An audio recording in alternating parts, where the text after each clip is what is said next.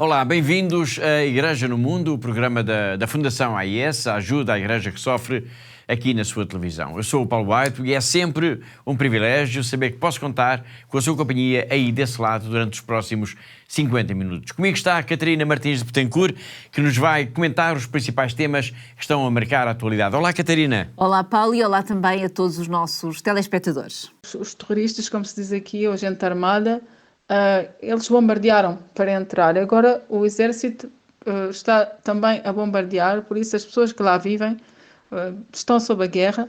Acabamos de ouvir a irmã Maria Lúcia Ferreira, a religiosa portuguesa que vive no mosteiro, na vila de Cara, na Síria. Esta mensagem que ela nos enviou na madrugada de quinta-feira, dia 5 de dezembro, mostrava já a inquietação que reinava no país face ao avanço dos grupos armados, dos grupos jihadistas que tomaram de assalto a cidade de Alepo, a segunda cidade mais importante da Síria. Entretanto, depois de Alepo caiu Hama, caiu Homs, caiu a própria cidade capital, Damasco, e caiu o regime de Bashar al-Assad. Caiu o regime e abriu-se um enorme ponto de interrogação. E agora? O que vai acontecer? A situação é muito grave no plano humanitário. A Fundação AIS lançou logo uma campanha de ajuda de emergência e este vai ser, claro, um dos temas para conversar no programa de hoje, que está a começar agora.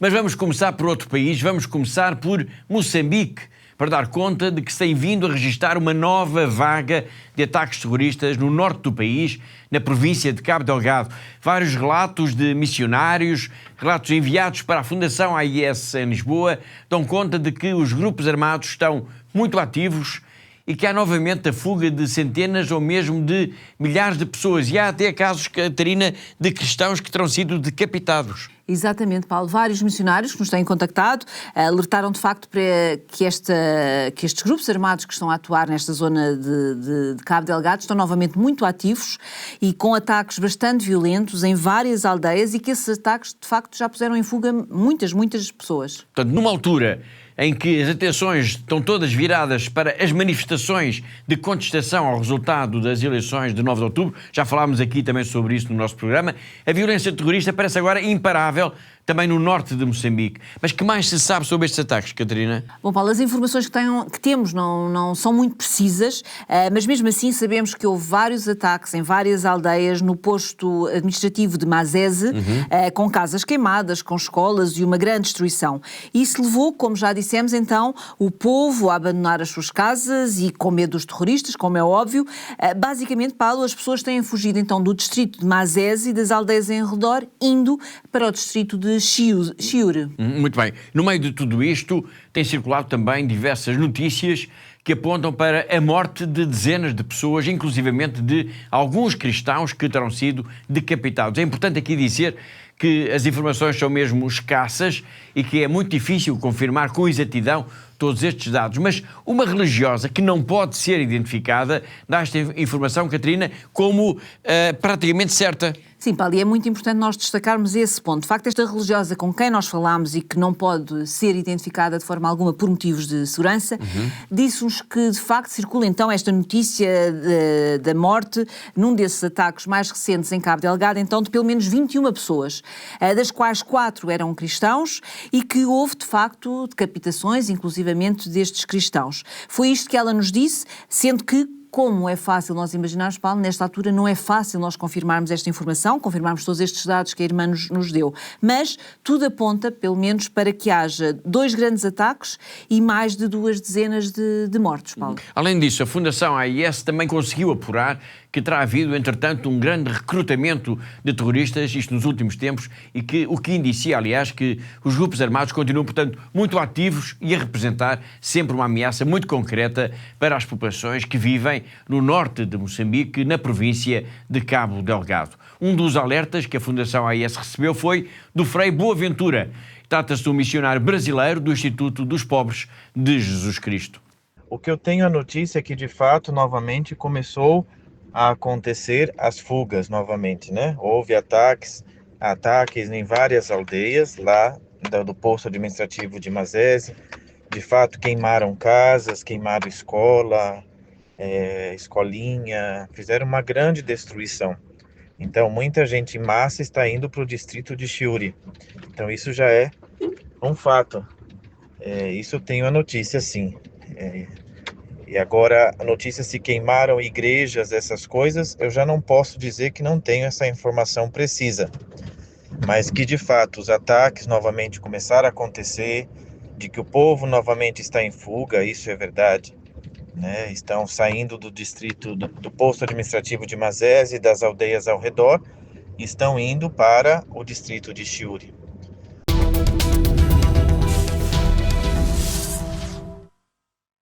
Foi Frei Boaventura dar-nos algumas informações sobre um novo surto de ataques terroristas em Cabo Delgado. Recordo que, ainda recentemente, nós escutámos aqui no nosso programa o Bispo de Tete, que também, numa mensagem enviada para a Fundação AIS em Lisboa, alertava para a situação muito difícil no plano humanitário que se está a viver no norte de Moçambique por causa, precisamente, da violência dos grupos armados que reivindicam pertencer ao Daesh, a organização jihadista Estado Islâmico. Vamos recuperar agora um excerto dessa declaração. Em Cabo Delgado, infelizmente, continua a travar-se uma guerra terrorista. São semeadas destruições, mortes violentas. A continuação deste desumano sofrimento é inaceitável e frustra o sonho de sermos uma nação de paz, concórdia, uma nação independente, justa e solidária. Por isso, perante a situação grave em que se encontra Moçambique, devemos juntar todos os esforços para encontrar os caminhos de solução a estas desgraças que estamos vivendo, não confiando unicamente no uso da força.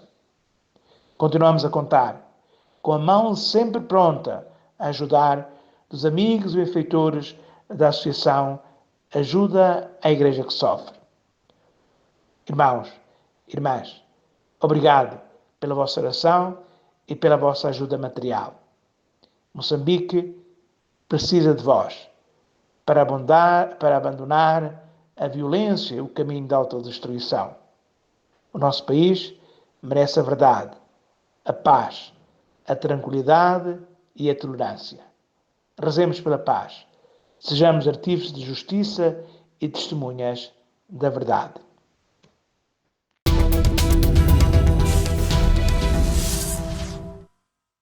Depois de Moçambique, vamos então focar a nossa atenção na Síria, na situação de enorme incerteza em que o país está mergulhado. No espaço de pouco mais de uma semana, grupos armados, grupos rebeldes, como são conhecidos a nível internacional, conquistaram as cidades de Alepo, de Hamá, de Homs e de Damasco, levando à fuga do ditador Bashar al-Assad e à queda do regime. Para já, e até ao momento em que estamos aqui a gravar neste momento o programa, não se registaram incidentes de gravidade, mas é enorme a apreensão da população, Catarina, por tudo isto que está a acontecer. Sim, Paulo, e penso que nós podemos resumir então este sentimento da população síria em 3 palavras: medo, angústia e cansaço. Penso que são as 3 palavras que resumem melhor o sentimento geral da população. Medo, se por acaso tudo isto significar então um regresso à guerra civil. Angústia, porque não é fácil imaginar a vida, Paulo, de todas estas pessoas da população síria novamente no meio do caos, no meio da guerra, do sofrimento. E o cansaço, porque já são muitos anos disto, muitos anos de violência, muitos anos de morte, de destruição e de pobreza, também de muita pobreza, Paulo. Aliás, esse é um ponto que eu quero também destacar, porque nos vários relatos que temos vindo a receber da Síria, praticamente todos referem isso. Referem a pobreza, a miséria em que vivem as populações, situação que agora, com o provável alastramento da guerra, ou pelo menos da incerteza, ainda se vai agravar mais. Sim, Paulo, um exemplo de facto da pobreza que estão sujeitas então estas populações é, por exemplo, que nos últimos dias o custo de vida aumentou cerca de 50%. Portanto, isto estamos a falar dos bens essenciais, dos bens básicos para sobreviver no dia-a-dia, como, por exemplo, os alimentos, o combustível, o famoso mazoute, não é? Que é falar tantas vezes aqui nos nossos programas para o aquecimento. Tudo isto aumentou num país, Paulo, onde os salários oscilam entre as 100 mil libras sírias e as 300 mil libras sírias. E isto corresponde a qualquer coisa como 7 a 22 euros, Paulo. Isso diz bem sobre a situação aflitiva em que se encontram as famílias sírias. Exatamente. E num dos relatos que nós recebemos aqui em Lisboa, Paulo, a nossa bem conhecida irmã Miri, ela dizia-nos mesmo que para a sobrevivência do dia-a-dia muitas pessoas têm de encontrar 2, 3 empregos, se os conseguirem, não é? Para Claro. conseguirem sobreviver. E também falou de que já existem neste momento muitas crianças que deixaram a escola exatamente com este objetivo de poderem trabalhar e poderem também ajudar a família a sobreviver e ultrapassar este momento. Dramático, de facto, este retrato que estamos a fazer da Síria tende a agravar-se. Para já, vamos então ouvir a irmã Maria Lúcia Ferreira, a irmã Miri, como é mais conhecida, e que vive no mosteiro de São Tiago Mutilado, na vila de Cara, e que nos descreveu um pouco desta miséria em que vivem os sírios nos dias de hoje. Como eu disse, ontem, os preços subiram de 50%, depende das coisas, porque o exército, todos os caminhões que encontrou, levou-os para a zona de Alepo para que as pessoas saiam, para ajudar a sair. E então há coisas assim, por exemplo, os tomates eram a 4.000, agora são a 10.000 e de má qualidade. A farinha era a 8.000, passou a 15. Coisas do género assim.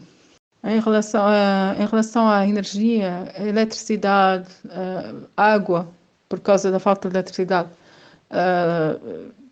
o mazute, a gasolina, todas essas coisas é assim uma dor de cabeça para as ter.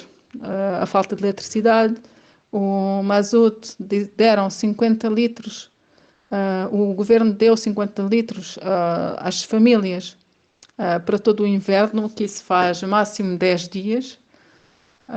O resto é comprado a 15.000, enquanto os salários, a 15.000 o litro, os salários depende agora, pode ser 300.000, às vezes 100.000.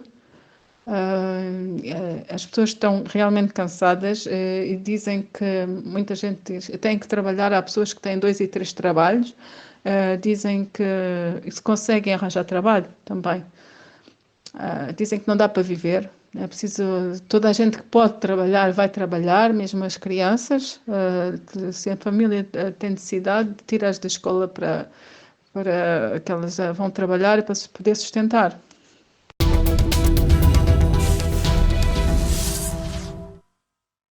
Foi a irmã Miri a dar-nos conta das dificuldades da vida das populações da Síria, dificuldades que se irão provavelmente ainda agravar mais agora com toda esta instabilidade decorrente da mudança do poder com a queda do regime de Bashar al-Assad. Toda esta situação está a gerar muita apreensão na Igreja, com padres e irmãs a tentarem auxiliar as populações. Importa dizer que, quando se deu a conquista de Alepo, isto no final de novembro, houve milhares de pessoas em fuga dessa região, receando a erupção de uma nova guerra, e tudo isto levou logo a Fundação AIS a lançar aqui em Portugal e também a nível internacional uma grande campanha de solidariedade. Para já, quero destacar também aqui a mensagem que recebemos da irmã Enid Mergian, uma parceira de longa data dos projetos da Fundação AIS, uma mensagem que foi uma resposta breve à pergunta da própria Catarina, porque a Catarina quis saber se ela estava bem, se precisava de alguma coisa, e isto foi logo após a tomada da cidade de Alepo. Exatamente, Paulo. Portanto, logo quando começámos, não é, a ouvir todas as notícias, que estavam chegando a Alepo e que estava praticamente a cair então nas mãos de grupos jihadistas, fiquei preocupada com a nossa querida irmã Enid Mergian e também com as outras religiosas da sua congregação, a congregação Jesus e Maria, que eu sei que também estão presentes ali em Alepo. E então foi por isso, portanto, enviei-lhe uma simples mensagem para saber como é que estavam as irmãs, e a resposta veio algumas horas depois, Paulo, e a resposta foi uma breve mensagem de voz em que a irmã, de facto, também não esconde este cansaço e o sofrimento por tudo o que está a acontecer novamente na Síria. Obrigado, Catarina. Melhor do que tudo aquilo que nós possamos dizer sobre esta mensagem é mesmo escutar a irmã Enid Mergian. Uma mensagem então enviada numa altura em que a Alepo já estava conquistada pelos jihadistas e em que muitas pessoas procuravam abandonar a cidade. Hi, Katerina. Thank you for asking. We are in Damascus, all the sisters. And not because we left recently. No, we left before, but we still have a group of volunteers who's working with the old people. Prayer, I hope this will end soon. Of course, they need help, especially the old people who left without any help. This is the most important. God bless you. Thank you for asking. But very sad, in one just moment, 1 hour, everything was taken, everything. Thank you, dear, for asking.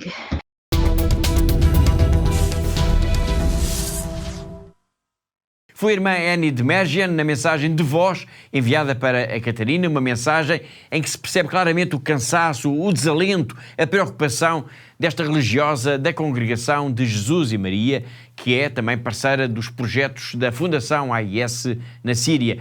Como já dissemos, toda esta situação teve início a 29, 30 de novembro, quando grupos armados, centenas de homens, de militantes jihadistas, começaram a atacar a cidade de Alepo. Nessas horas, a Fundação AIS recebeu uma mensagem também de um sacerdote, o missionário argentino Hugo Alanis, que nos alertava para o que estava a acontecer. Un mensajito para saludar y para hacer un pedido.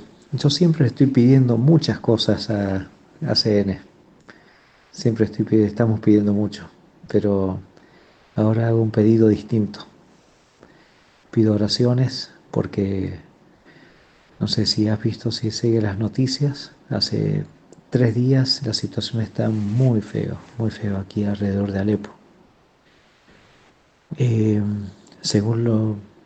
Parece que están muy cerca, que creo que a menos de 10 kilómetros los grupos extremistas han tomado por sorpresa al ejército, han tomado muchos pueblos. La ruta que va desde Alepo hacia el sur, hacia Damasco, está cortada. Entre Alepo y Homs está cortada la ruta. Enfrentamientos muy fuertes, muchos muertos, muchos heridos. Los 2 hospitales grandes del gobierno están saturados.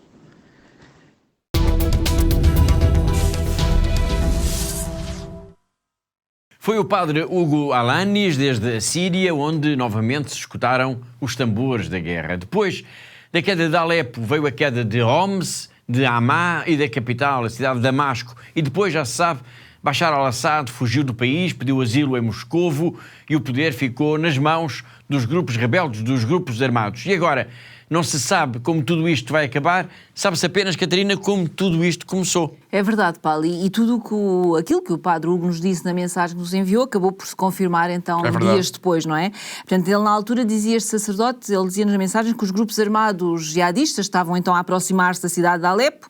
Entretanto, já sabemos, conquistaram de facto a cidade com relativa facilidade, levando então à fuga das tropas sírias que estavam estacionadas ali naquela região. Portanto, foi o princípio do fim do regime. Muito bem. Outra questão então que se coloca neste momento é de facto o que é que vai acontecer. Não se sabe ainda, claro, mas não se pode ignorar que os grupos jihadistas, quando chegam normalmente a algum lugar, procuram normalmente também impor a Sharia, a lei islâmica mais rigorosa, e perseguem também normalmente os cristãos. A cidade de Alepo foi a primeira a cair, digamos assim, nas mãos dos grupos rebeldes. E isso, ou seja, esta imposição da Sharia, esta interpretação mais rigorosa do Islão já está a acontecer por lá? Não, Paulo, para já ainda não, mas vamos ter que aguardar ainda algum tempo, não é? Não nos podemos esquecer de que, de facto, a conquista da cidade de Alepo ocorreu muito recentemente, não é? Foi uma questão de dias. A irmã Miri fala disto e diz-nos que para já, pelo menos para já, e é isso que nós podemos dizer neste momento que estamos aqui os dois, que para já parece que ainda não estão, de facto, a acontecer muitas coisas más. Foi esta a expressão que ela usou e que revela também já de si também alguma preocupação, Paulo, não é? Esta forma como ela falou, não é? Muito bem. Obrigado, Catarina. Vamos então de novo ao contacto com a irmã Miri, que nos vai falar então um pouco sobre o que está a acontecer neste momento dentro da cidade de Alepo.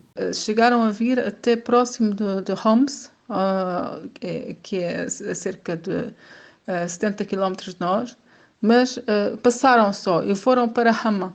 Em Hama, as pessoas conseguiram expulsá-los, não entraram na cidade, mas Alepo ficou tomada com,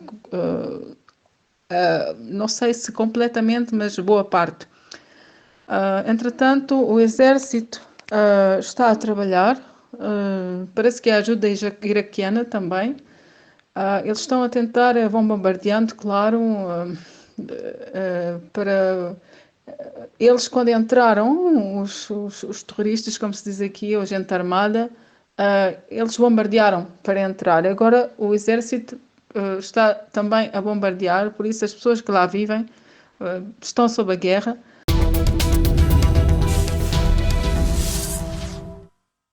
Foi irmã Miri, a propósito da situação em Alepo, importa aqui dizer, e citando agora o núncio apostólico, ou seja, o embaixador do Vaticano na Síria, que mal aconteceu a tomada da cidade, estamos a falar de Alepo, houve um encontro entre os grupos armados e os bispos da cidade e foi dada a promessa de que os cristãos seriam respeitados. Exatamente, Paulo. E essa foi, de facto, a expressão que foi usada pelo cardeal Mário Zenari.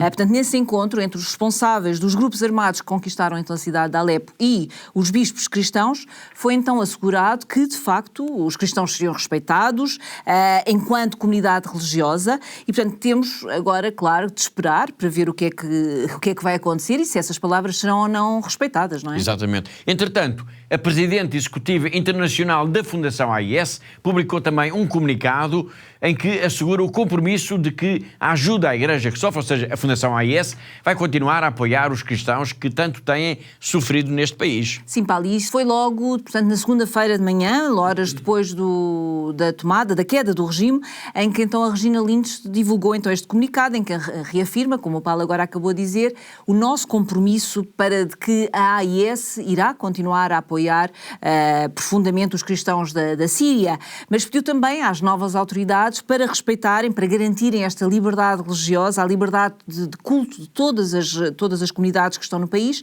assim como também o direito à educação e também o direito a uma vida de paz, que é tão necessária na Síria, Paulo. É uma mensagem em que também se pede que as novas autoridades do país promovam, digamos assim, uma vida digna para todos. Sim, Paulo, e a Regina apela neste comunicado, de facto, à oração de todos, em todo o mundo, para que a Síria, então, possa fazer este caminho, para que seja um país onde haja justiça, onde haja paz, onde haja dignidade para todos. E isto é muito importante, porque sem esta paz e sem esta tolerância, rapidamente, Paulo, nós poderemos caminhar novamente para uma guerra civil, para uma nova guerra civil, provavelmente mais dura e mais violenta da que nós temos estado a assistir, e que começou em 2011, Exatamente. E que é muito importante também relembrarmos aqui aos nossos telespectadores que, na verdade, nunca terminou. Exatamente, desde 2011 que a Síria está em guerra e ninguém sabe se os próximos tempos vão ser de paz ou de reignição dos combates, das batalhas entre fações, entre grupos, entre interesses. Bom, agora deixemos de lado a Síria e este complexo dossiê e vamos aonde? Vamos até terras da China, vamos até a Diocese de Macau, vamos ao encontro do nosso correspondente, o jornalista José Miguel Encarnação, que todas as semanas tem sempre uma notícia ou uma história relevante da vida da Igreja nesta região do globo. Entre os dias 11 e 14 de novembro, teve lugar na Coreia do Sul o 26º encontro entre as conferências episcopais da Coreia e do Japão. Este ano, o encontro teve, pois, lugar na Coreia, sendo que no próximo ano irá ser realizado no Japão e assim sempre sucessivamente.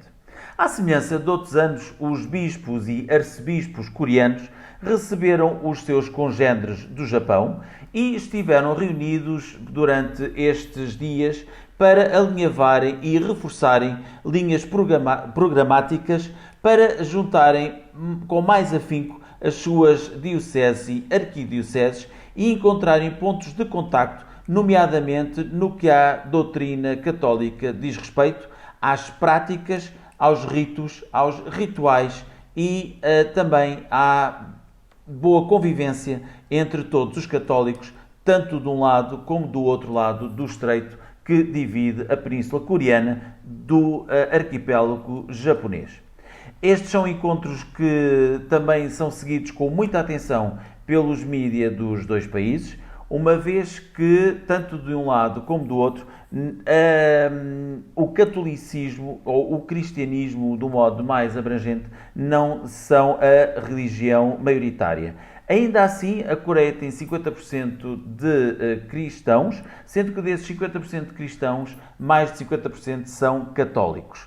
Houve também, à semelhança de outros anos, eucaristias celebradas por todos os bispos que estiveram na Coreia do Sul e, mais uma vez, falou-se sobre a realização em 2027 da Jornada Mundial da Juventude em Seul, que irá contar com a presença do Papa.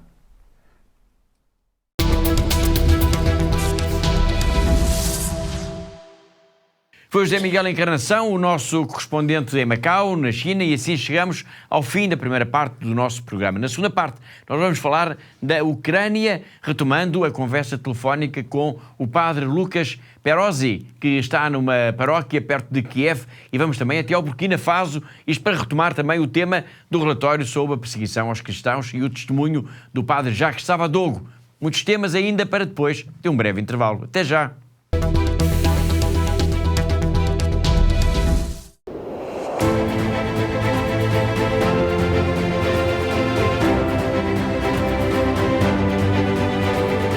Giving us hope and you are putting a smile in our faces.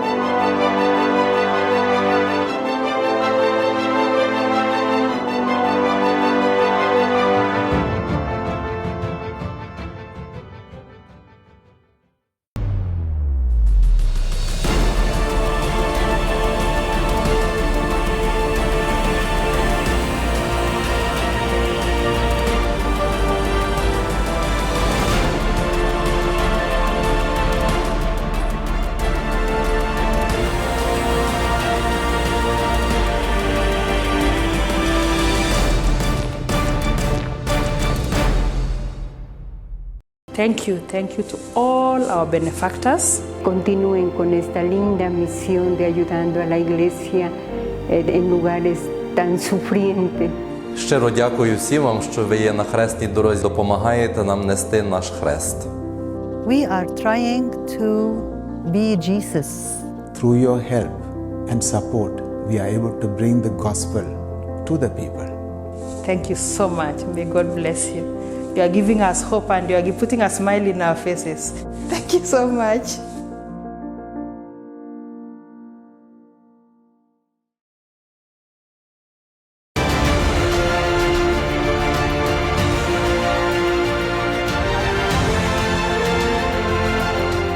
Nous leur disons merci pour ce qu'ils font déjà et nous pensons qu'ils vont continuer à nous soutenir, à soutenir nos séminaires pour la plus grande gloire de Dieu.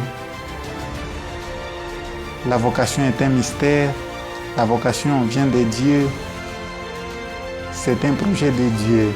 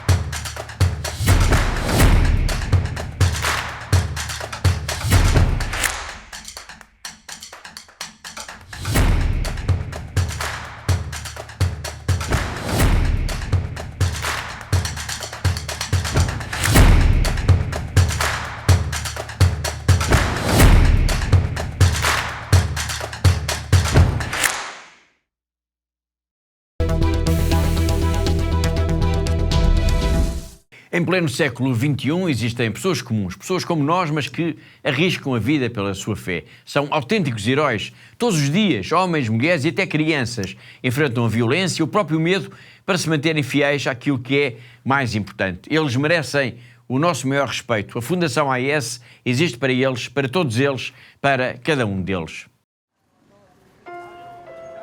Está a tornar-se cada vez mais difícil para os cristãos de todo o mundo praticar e viver a fé. Em muitos lugares, os nossos irmãos e irmãs sofrem pelo seu amor a Cristo.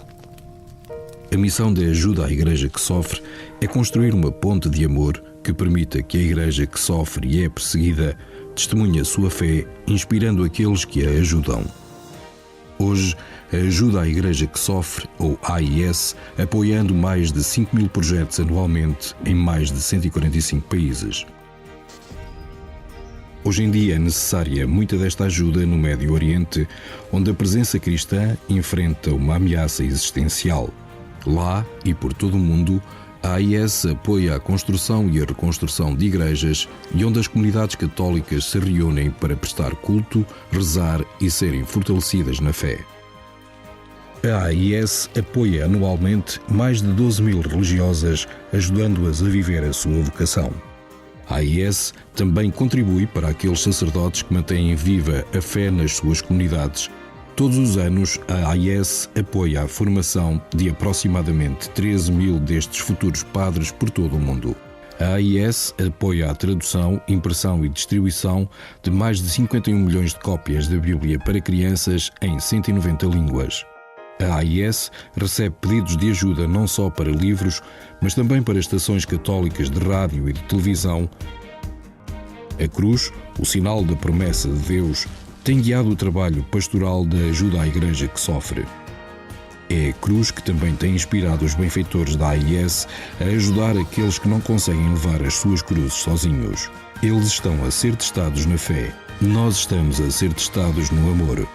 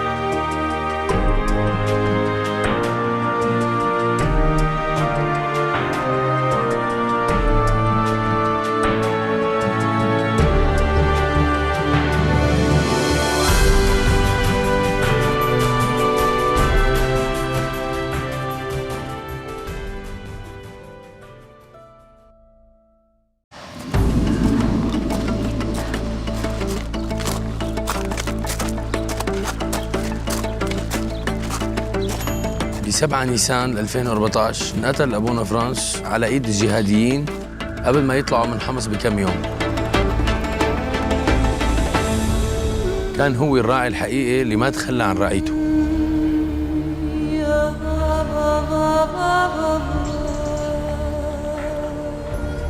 هو كان بالنسبة لنا أخ كبير ومعنا دائما، وكان بالنسبة له كل شخص لحاله هو شخص مهم. وإلى الأمام. إلى الأمام، الكلمة لساتنا لهلأ عم نسمعها كان يقلنا إياها أبونا فرانس. وقت كنت صغير مراهق كنت عايش بمدينة حمص. كان أبونا فرانس ياخذنا مسيرات على جبال وادي النصارى.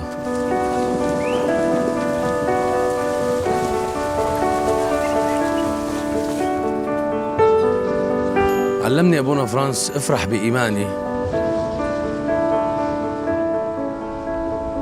وكان دائما يحمسنا لنكمل طريقنا لنعمل حياة أفضل لإلنا وللي حوالينا.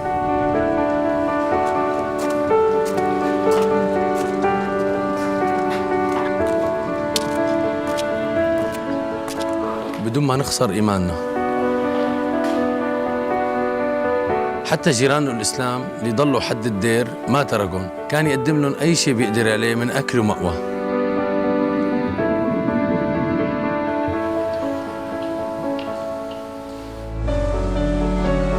لما بلشت الأزمة بال2011 اجتني فرصة لسافر برات سوريا، وكنت رح سافر، بس أبونا فرانس ألهمني وضليت وصرت متطوع بخدمة إخواتي السوريين.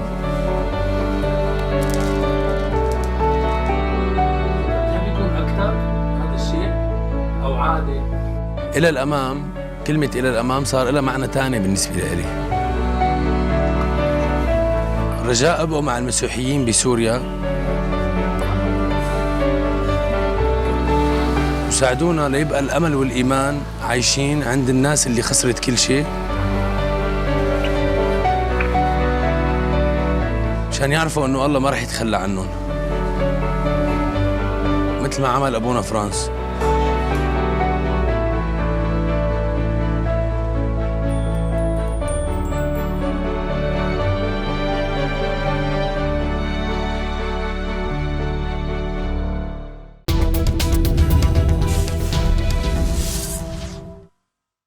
No arranque agora da segunda parte do nosso programa, vamos até a Ucrânia, pois temos vindo a assinalar por aqui os já mais de 1000 dias de guerra neste país que está situado em pleno coração da Europa. E temos vindo a assinalar esta data através do testemunho de um sacerdote, o padre Lucas Perozzi. Hoje ele vai falar-nos de algo que nos diz diretamente respeito à ajuda que a Igreja da Ucrânia tem vindo a receber da Fundação AIS. E podemos dizer, Catarina, que o padre Lucas não poupa nos elogios. É verdade, Paulo, e isso deixa-nos muito felizes, não é?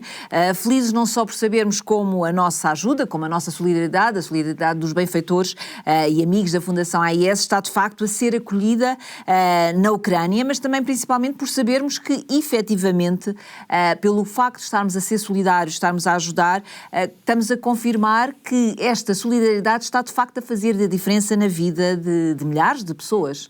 Exatamente, e o padre Lucas dá exemplos concretos dessa ajuda. Ele fala, por exemplo, nos jovens, mas não só. Sim, é verdade. Ele dá alguns exemplos concretos, Paulo, da ajuda que tem chegado até ele, digamos assim, portanto, às paróquias onde ele tem estado em missão. O padre Lucas refere vários casos. Um deles é, de facto, o apoio à realização de acampamentos para jovens, que pode parecer, Paulo, uma coisa marginal e uma coisa que não tem grande impacto. Em plena guerra, não é? Exatamente. Mas a verdade é que isto é muito importante, estes campos de férias, estes campos de verão, porque tendo em conta esta elevada carga de stress que os jovens, que as crianças têm sofrido e que estão sujeitas desde que começou a guerra, isto tem, de facto, um impacto muito positivo e tem sido essencial também para estar com estes jovens e ajudá-los a ultrapassar este trauma. Portanto, outra parte que nós temos ajudado é o financiamento de mini-centrais de energia que permitem, por exemplo, que as pessoas se juntem nas paróquias, por exemplo, para se aquecerem, porque sabemos que normalmente não há eletricidade em todas as casas e, portanto, as temperaturas já são muito frias na Ucrânia, nesta altura do ano, e servem também, por exemplo, Paulo, para coisas muito simples, como, por exemplo, carregar o telemóvel, para passar roupa a ferro, para cozinhar, portanto, para fazer coisas muito práticas, mas que são essenciais para o nosso dia-a-dia, claro. Muito bem. Esses são apenas, de facto, alguns dos exemplos do que tem representado esta vasta operação de solidariedade lançada pela Fundação AIS a nível internacional desde o dia 24 de fevereiro de 2022. Foi quando a Ucrânia foi invadida pelas tropas russas. Exatamente, Paulo. E, de facto, desde o início da guerra, Paulo, que a Fundação AIS tem apoiado quase, digo todas as dioceses, não é? Com este apoio de emergência na Ucrânia, desde que começou a guerra. Portanto, temos apoiado sacerdotes, religiosas, comunidades, mas também os deslocados na Ucrânia, Paulo, que só no final de 2022 já eram quase 7 milhões de pessoas. Isso é um dado importante. Sim. 7 milhões de pessoas só no final de 2022. Sim, portanto, no início da guerra, a nossa ajuda foi, de facto, para projetos mais de emergência, coisas que eram essenciais e que não podiam esperar. Depois, então, a partir de 2023, começámos a focar mais, digamos desta forma, no apoio direto aos sacerdotes, às religiosas, aos seminaristas na Ucrânia e começámos, e dou apenas este exemplo, Paulo, também, para começarmos também a desenvolver um projeto, um programa muito focado nas questões dos traumas de guerra, no apoio às famílias, algo que é muito importante, Paulo, porque, como já falámos aqui, portanto, neste momento não haverá, se calhar, uma única família que não tenha perdido alguém na guerra, que não tenha alguém que esteja ferido, que esteja traumatizado ou que esteja até desaparecido, não é? Portanto, em combate. Portanto, neste momento, hoje em dia, provavelmente não há uma única família na Ucrânia que não precise de ajuda a ultrapassar todos estes traumas de guerra, Paulo. Certamente. Obrigado, Catarina. Essa questão do trauma, do apoio que a Igreja dá aos traumatizados de guerra, às pessoas vítimas do stress, é muito importante. Antes de escutarmos o que o padre Lucas Perozzi tem para nos dizer hoje, eu peço a sua atenção para uma pequena reportagem em que vamos ao encontro de um outro sacerdote, o padre Andri, que é uma espécie de anjo da guarda das pessoas que não conseguem lidar com o stress causado pelos bombardeamentos, pelos alarmes constantes que anunciam a queda de mísseis. É o caso de Nina Saorodnia, uma mulher que não esconde as lágrimas quando fala de si, quando fala da sua história, da tristeza em que agora vive. Я Завгородня Ніна Володимирівна. Я сама з Херсонської області. Там у нас дуже страшно. Кожен день прилітають ракети. Вдома в мене залишилися багато рідненьких. Мама, тато. Я дуже сумую за ними. Ludziach, którzy są zranieni, oni żyją w napięciu. Ta wojna zabrała szczęście, zwykłą radość ludzi i dlatego Kościół szuka różnych modeli na to, żeby nauczyć księży, jak komunikować, jak rozmawiać, jak leczyć te rany. Te rany duchowe jeszcze czekają na nas i my to wiemy, że tych kryzysów będzie więcej. Ta wojna będzie przychodzić do kościołów naszych żołnierzy czy ludzi, którzy byli w okupacji i do tego musimy być przygotowani. Kościół zaczynają takie prowadzić kursy, nauki dla księży, jak pomagać ludziom rannym też duchem, nie tylko ciałem. Księża wszystkiego nie zrobią sami. Bardzo ważne jest, żeby oddać człowieka rannego do fachowego lekarza, żeby ksiądz umiał odróżnić. Kiedy patrzymy na krzyż, na Pana Boga, który przyszedł na ziemię, sam cierpiał. Sam był przesiedleńcem, wygnańcem, urodził się w okupacji. W końcu poszedł na krzyż, bo kochał człowieka. I jego nigdy nie porzuca. Prosimy o tą modlitwę waszą, żeby wojna się skończyła.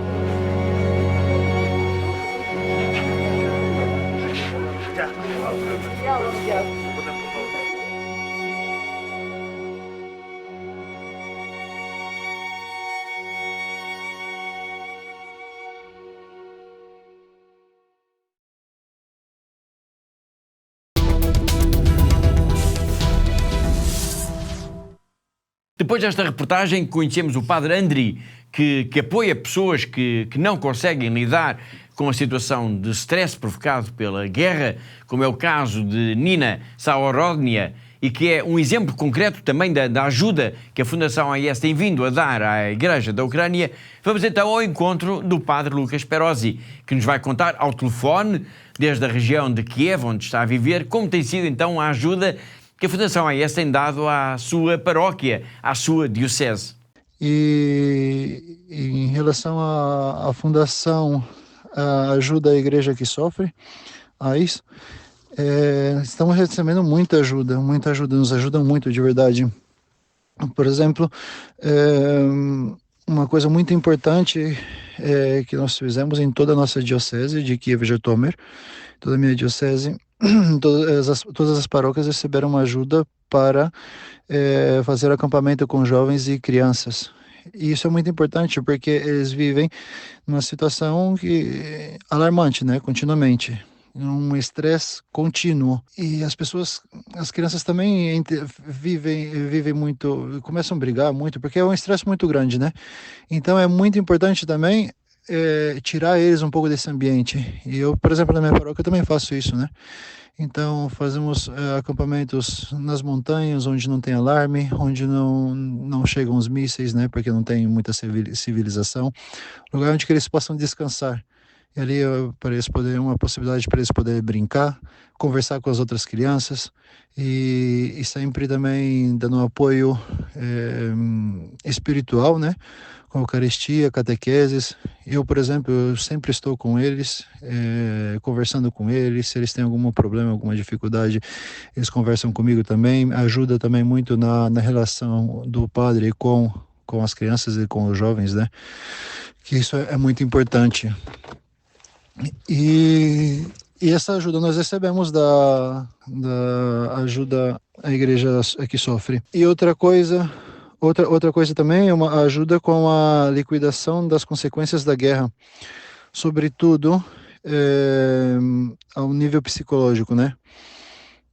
Depois também tem o financiamento do aquecimento de salas, salas que acolhem pessoas, né? Pessoas que precisam se esquentar quando não tem aquecimento, quando falta eletricidade, eles podem vir para carregar os telefones ou fazer uma comida, por exemplo, né?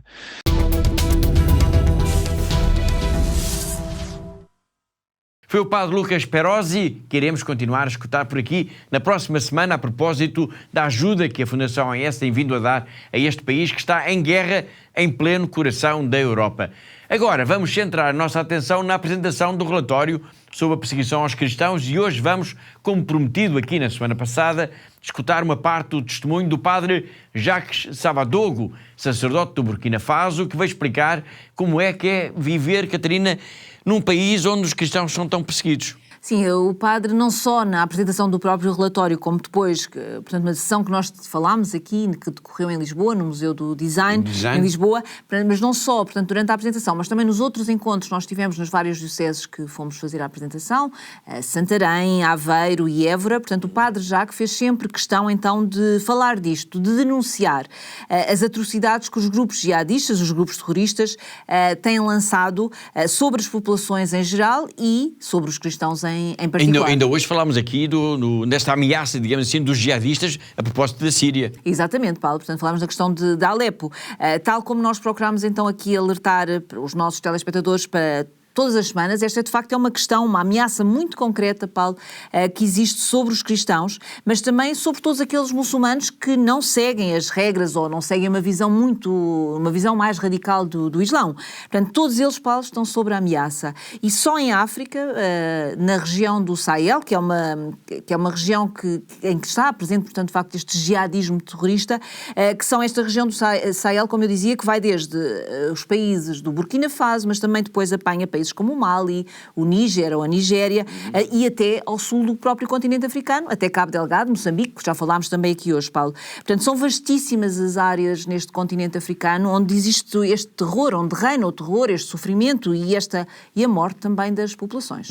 É de facto uma ameaça real, concreta, que tem obrigado milhões de pessoas a viverem numa insegurança permanente. Vamos então ouvir apenas uma pequena parte do depoimento do Padre Jacques Savadogo, isto no Museu do Design em Lisboa.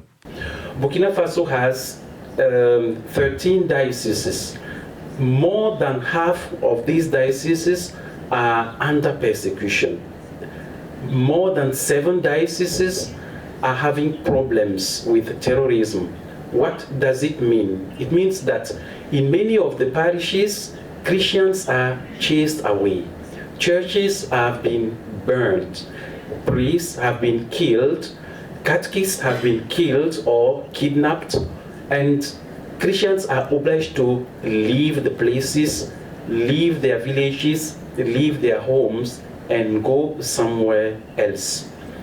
But we must understand that this persecution is made by the extremists. It's not every Muslim that is a terrorist. That is very important to say, because many of those suffering from terrorism are also Muslims.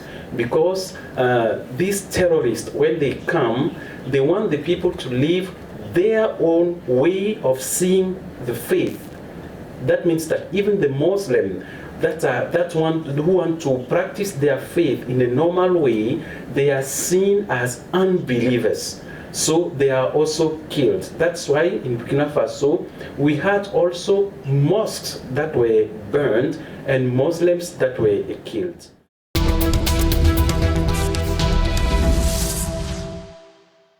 Foi o padre Jacques Savadogo num breve retrato da situação no seu país, o Burkina Faso, onde a perseguição religiosa, a perseguição aos cristãos é muito acentuada. Na próxima semana nós voltaremos ao seu contacto e agora mesmo para terminar o programa, agora que estamos também quase a terminar o ano, que tal falar um pouco de esperança? Pois bem, num tempo em que, como vimos aliás no programa de hoje, há tantas guerras, há tanto sofrimento, tantas nuvens negras no horizonte de tantos milhões de pessoas, o que fazer? O Papa responde. Em 2 momentos, nos últimos dias, o Papa deu a resposta a este enorme anseio pelo fim da violência que atinge tantos países e regiões. E a primeira coisa, diz o Papa, é rezar pela paz. Nos países em guerra, e falámos hoje aqui de alguns desses países, rezar pela paz e pedir para já, pelo menos para já, um cessar-fogo para o Natal.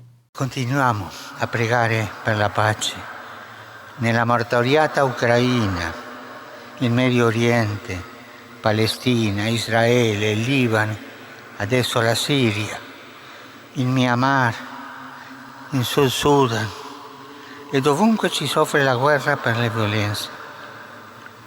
Faccio appello ai governanti e alla comunità internazionale perché si possa arrivare alla festa del Natale con un cessate il fuoco su tutti i fronti di guerra.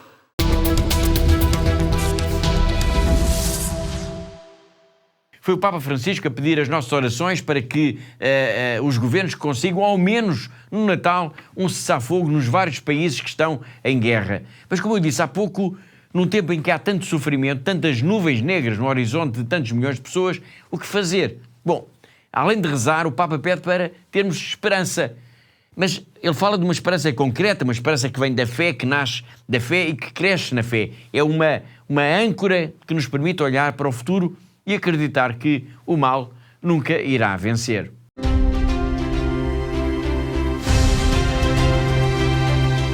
La esperanza cristiana es un regalo de Dios que llena de alegría nuestra vida y hoy la necesitamos tanto.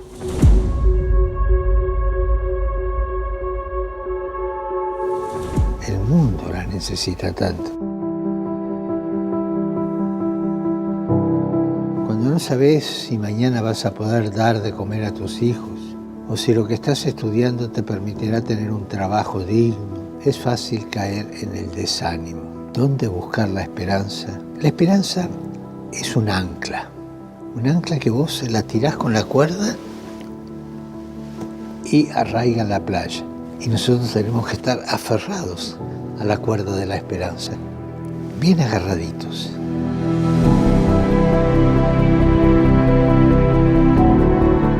Ayudémonos unos a otros a descubrir este encuentro con Cristo, que nos da la vida y programos en camino como peregrinos de la esperanza para celebrar la vida.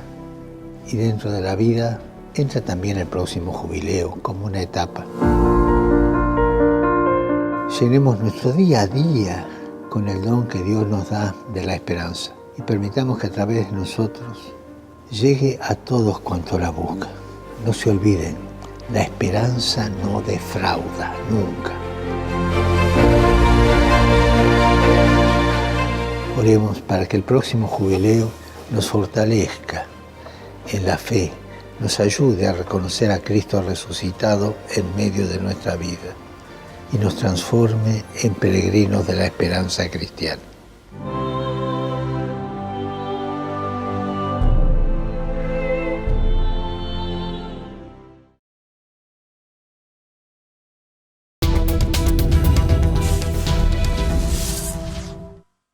Foi o Papa Francisco a falar-nos de esperança, da esperança que é semente de vida e a lembrar-nos que o ano de 2025 está aí mesmo, ao virar da esquina. É um ano especial, um ano jubilar que tem como lema precisamente Peregrinos da Esperança. E assim, com esperança, chegamos ao fim do programa de hoje. Lembro que todas as notícias, tudo o que diz respeito à missão, ao trabalho, ao dia-a-dia da Fundação AIS está sempre disponível para leitura, para consulta na nossa página na internet. Não se esqueça, é bom sabermos que o bem que fazemos pode mudar vidas concretas. Resta-me agradecer a colaboração da Catarina, a diretora da Fundação AIS aqui em Portugal, e assim como de todos os que ajudaram a produzir, a editar e a levar até si este programa. Despeço-me com amizade. Até para a semana, se Deus quiser.